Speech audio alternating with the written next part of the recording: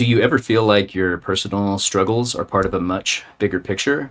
Do you want to understand why these struggles exist on a deeper level? Well, you've come to the right place because today we're going to use a powerful tool called the sociological imagination. This tool helps us analyze and understand the common pressures of student life to see how your individual biographies, life experiences, choices, and behaviors are actually shaped by larger social forces. Now, you may be asking yourself, Dr. Woodring, why do I need this tool other than to pass the class?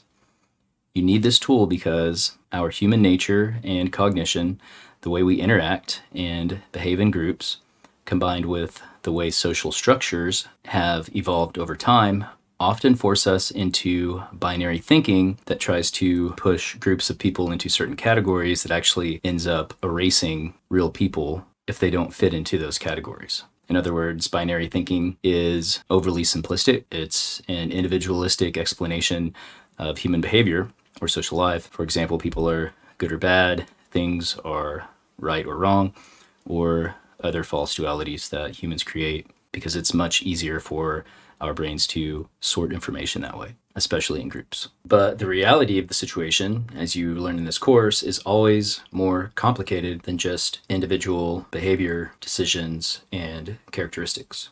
To understand what the sociological imagination is, let's first compare two hypothetical scenarios, scenario A and scenario B. In scenario A, there's a city, population 100,000, and only one person is unemployed. Is this a personal trouble? Yes, if we're looking for causes, we would ask, what are their skills? What is their work ethic? What decisions did they make?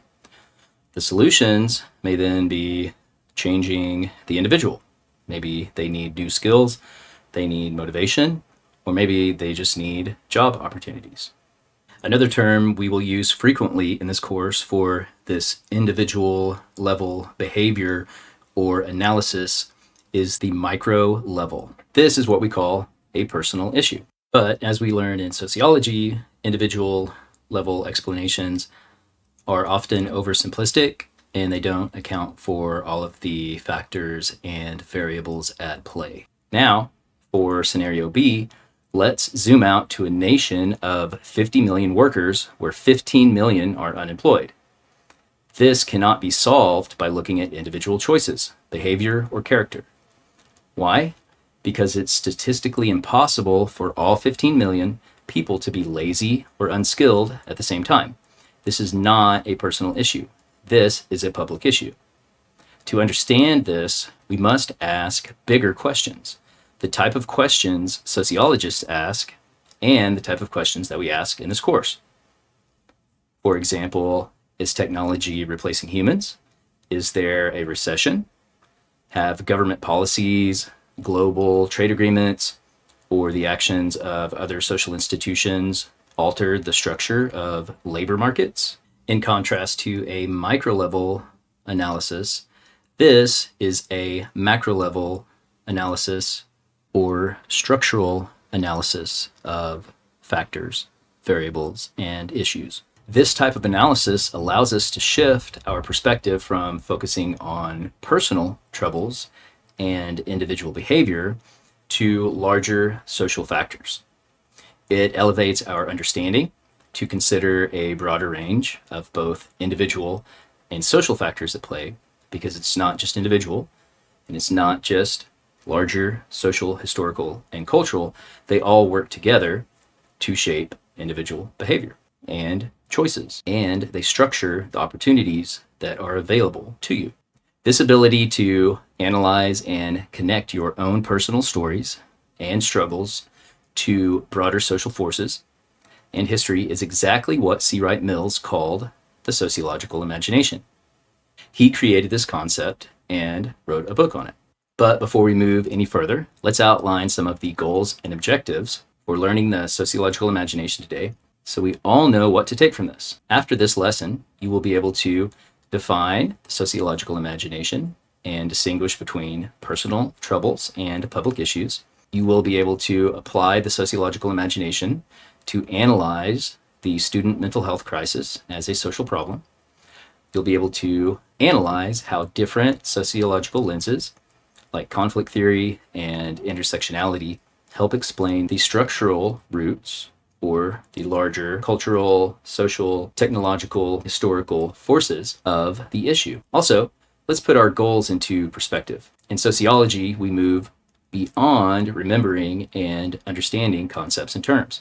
We practice higher order skills like application and analysis, and as the semester progresses, evaluation and creation. This means we will move beyond just understanding and remembering what the sociological imagination is. We will apply it, analyze it, and eventually use it to evaluate and create. For now, let's begin to dig deeper into the analysis of student troubles in higher education today. So what are the student troubles in higher education today? This research came from a deep research report produced by Google's Gemini Pro, and the full report is available for download in the description below. As you can see, more than 60% of college students are diagnosed with mental health problems. 66% experience financial insecurity. 94% report feeling burned out. 43% report being lonely and isolated. And 75% suffer from chronic sleep deprivation. I'm sure several of you are experiencing this, and all of you have been affected by this. Next, we're going to apply the sociological imagination to this mental health crisis. As we apply the sociological imagination, we're going to do a learning activity as well. This worksheet is also available for download in the description below. To begin, look at your sheet, pause this video, look at each of the 4 statements.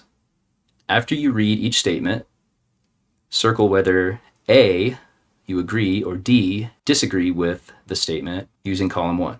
In addition, it may be helpful to go ahead and use part 2 of the worksheet as I go through the next 4 slides to take some notes about each theoretical perspective we look at. This will allow you to deepen the reflection and analysis you do at the end of this exercise. We will come back to that worksheet shortly. Next, let's look at some of the tools sociologists use and that you'll be using in this course to help grow your sociological imaginations. We call these theories, sociological theories, theoretical perspectives, conceptual lenses. There's different terms, but they're just different vantage points, different ways of looking at social life that can be turned into variables for statistical analysis or qualitative analysis. The first lens we will use is conflict theory. Note that I do not use functionalism or symbolic interactionism in this analysis, but I could have. This is just the combination of perspectives I chose to use for this particular exercise. Conflict theory views society as an arena where groups compete for scarce resources like money, power, and status. It always asks who is benefiting from the current social arrangement and who is disempowered. This lens shows that access to quality mental health care is a scarce resource, unequally distributed by social class and race. As you can see, a key finding from this report was that white students are nearly 2 times as likely to receive care as Black students. This reveals a system where power and resources are unequally distributed. Next, we'll use an intersectional lens developed by sociologist Patricia Hill Collins. This lens shows how we can't understand inequality by looking at single factors like race or class in isolation. Systems of power, largely influenced by the dominant group, form intersecting oppressions of race, class, gender, sexuality, and nation, especially in the United States. The mental health crisis is experienced differently based on one's position in this matrix or the system. For example, the challenges for a first-generation Latina student differ from those of a white, continuing generation male student. And as you can see, a key data point found from the report was that transgender and gender nonconforming students experience serious psychological distress at a rate of 43.4%. That's more than double the rate of their cisgender peers.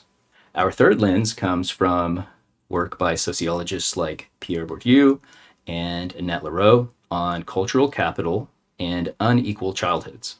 Based on Leroux's work, cultural capital is defined as the unspoken knowledge and skills needed to successfully navigate social institutions.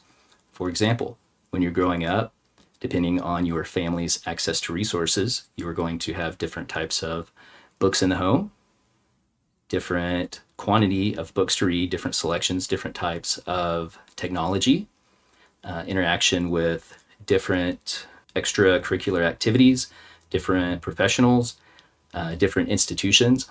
And each of those shape your knowledge and skills and abilities to be able to interact with that institution later in life. And for those who don't have the dominant group's cultural capital, while they can still have valuable skills, it's more difficult for them to navigate social institutions. Parenting styles differ by class. Middle class parents often use concerted cultivation, which means fostering talents and questioning authority. If you're brought up in a middle class home, you're often already involved in so many different types of sports and activities. You don't even understand that you're learning how to work on a team, question authority, and work with these people that mirror the situation of working with broader social institutions. While working class parents often use natural growth, deference to authority. You do exactly as I say, and it's more of a you sit down and listen to authority. And obviously, each of these creates a different type of perception of authority, perception of social institutions, and a perception of the ways people interact with those institutions. And the university system implicitly rewards the skills of concerted cultivation, creating hidden barriers for others. And if you look at one of the key insights from the deep research report, we see that students with more cultural capital feel more comfortable and entitled to engage with authority figures. They are more likely to email a professor for an extension, persistently follow up with a counseling center, or advocate for themselves to get the resources they need.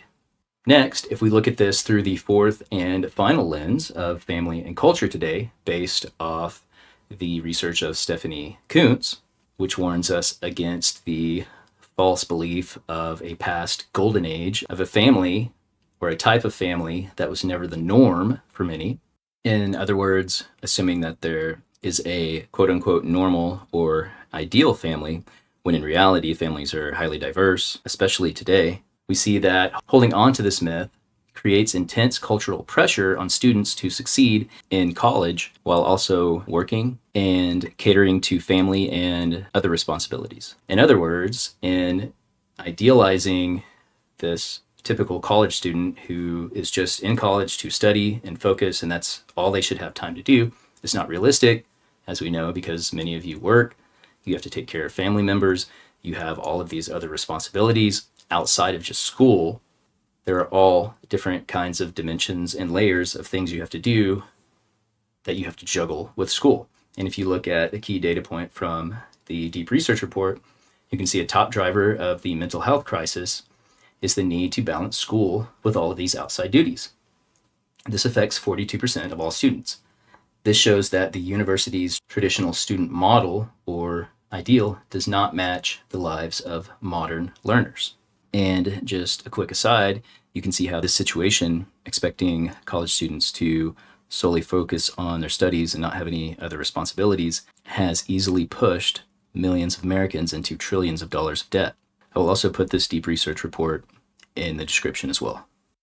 You can already see how this sociological imagination or quality of mind empowers you to understand that, one, you are not alone in these pressures and personal troubles you're facing, and two, it's really bigger and related to structural factors, and many people are facing this. Therefore, it can give you a more complete, holistic, accurate, and scientific understanding of your situation compared to much of what you hear in the media, which tries to put everything on the personal choice or responsibility of the individual. But it's obviously more complicated. Now, let's put this all together so that you can learn and apply the sociological imagination.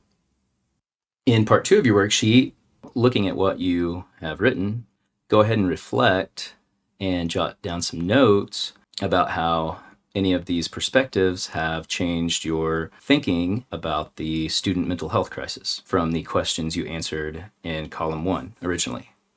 So for example, in the student mental health crisis, who has the power and is there a struggle over resources? And how does this differ across age, race, class, gender? For an intersectional lens, how might this be different for people with different identities? How is this different for a white American male compared to an African American female? Or transgender versus cisgender? For cultural capital, think about people who come into school with varying levels of knowledge and skills and abilities to interact with social institutions. And then for family and culture, just think about all of the different types of families and how this ideal culture is actually really a lot more diverse, which can make things a lot more challenging. So the traditional is actually a myth. The reality is that most people have 10 different things they're juggling while also trying to go to college, and how this, combined with the fact that the university system is kind of set up to cater to the myth, actually makes things really difficult for a lot of students. Finally, if you need to pause the video here, I have made a table of the core concepts, theories, and terms that you can look at, and you can always scroll back and look at the other slides in the video as well. Next, what we're going to do is return to part 1 and complete column 2. Go ahead and read each of these statements again and circle whether you agree or you disagree. Is a student's mental health a personal matter? Are they solely responsible for managing this on their own? Are students experiencing anxiety because they lack resilience or personal coping skills? Is this just happening to one person or 2 or 3 people, or is it happening to a lot of people? Are the reasons students are stressed because of poor time management or not being prepared for college level work? Or is the story much more complex? Does it involve larger social, cultural, technological, and other forces and institutions? And in college, is any student who is tough enough, can they succeed regardless of any pressure they face? What if they don't have the resources? What if they don't have the knowledge or skills? Is just being tough enough to be resilient? Or does it make a huge difference if you come from a family that has the resources to allow you not to have to work to go to college? Or if you're from a family where you have to work and you also have to take care of your family and go to college? And does it make a huge difference if your family or the environment you're from has taught you to talk to professors, secure resources, and navigate social institutions in a way that empowers you versus treating the social institution as this distant authority and having a completely different relationship with it? And how does all this differ across the age, race, class, gender of students, and even the nation or the cultural, social, technological, geopolitical environment that the student is in? It's all going to vary greatly, and all of these structural factors influence it. This is the power that the sociological imagination gives you to be able to analyze things in a more holistic, scientific way, and to avoid oversimplistic binary thinking that doesn't advance individuals or societies. Go ahead and submit this in Canvas and follow the directions, and also record your responses or paste your worksheet into your first journal, because we will come back to this at the end of the semester to look at how your sociological imagination has grown.